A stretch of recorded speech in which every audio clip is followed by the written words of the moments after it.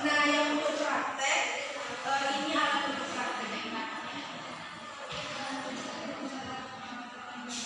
Nah, sekarang coba perhatikan dulu tugasnya masing-masing dan diberi waktu untuk mengerjakannya. Setelah itu, dipresentasikan di depan dan disampaikan di depan apa yang telah Anda kerjakan.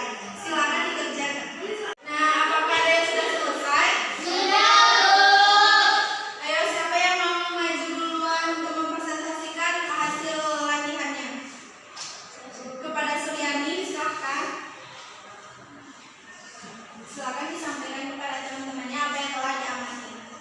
Baik, di sini ada gambar cahaya menghadap lurus, kemudian cahaya dapat dipantulkan, cahaya dapat dibiaskan, cahaya dapat menembus benda bening, dan cahaya dapat dibalikan. Nah, betul yang disampaikan Suryani yaitu sifat-sifat cahaya. Jadi sifat cahaya itu ada 5. Yang pertama, cahaya dapat merambat lurus. Yang kedua, cahaya dapat dipantulkan. Yang ketiga, cahaya dapat menembus benda bening. Yang keempat, cahaya dapat dipantulkan. Yang kelima, cahaya dapat diuraikan. Nah, bagi plus dulu untuk Suryani.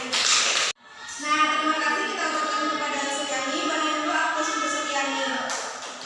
Nah, selanjutnya siapa yang mau untuk mempresentasikan lagi? Nah, kepada Rizka dan Sylvia disilakan.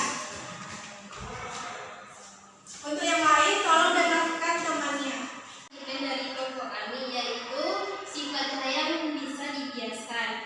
Pertama dimasukkan ke dalam air, maka akan terlihat seperti penanya atau seperti patah. Nah, betul. Jadi, yang dilakukan atau tugas yang dibuat oleh Rizka dan Sylvia di sini yaitu sifat cahaya yang dapat dibiaskan.